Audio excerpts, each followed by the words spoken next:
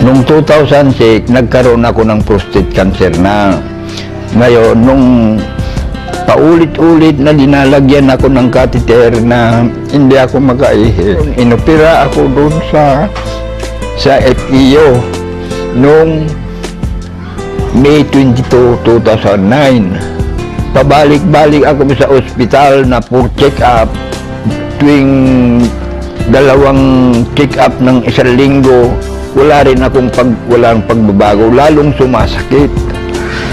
Maraming klase, mahapdi, makirot, masakit pag lumabas yung ihi ko, pag huminto yung ihi ko, masakit, makirot, ganun ho. Halos hindi ako makatulog magdamag, nagtitiis lang ako. Lagi akong nakahiga, maski na nung pumunta sila nung dito, hindi ako makatagal ng mga 10 minutes na nakaupo ng ganito. Saka yung pagpunta ko sa FEO, pag pumunta ako, gagastos ako ng 5,000 punta ako.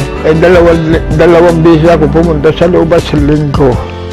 Kaya ngayon, naghihirap na ako, wala na akong pambili ng gamot ko. Marami akong pinagdanan, ECG, ultrasound, urine culture, PSA.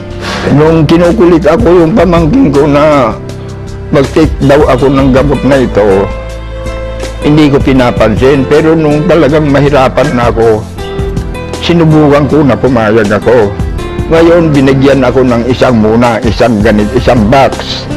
Katapos, nung naubos ko yung isang box, medyo gumaang yung pakiramdam ko. Kaya inulit ko na naman, nagpabili naman ako ng isa.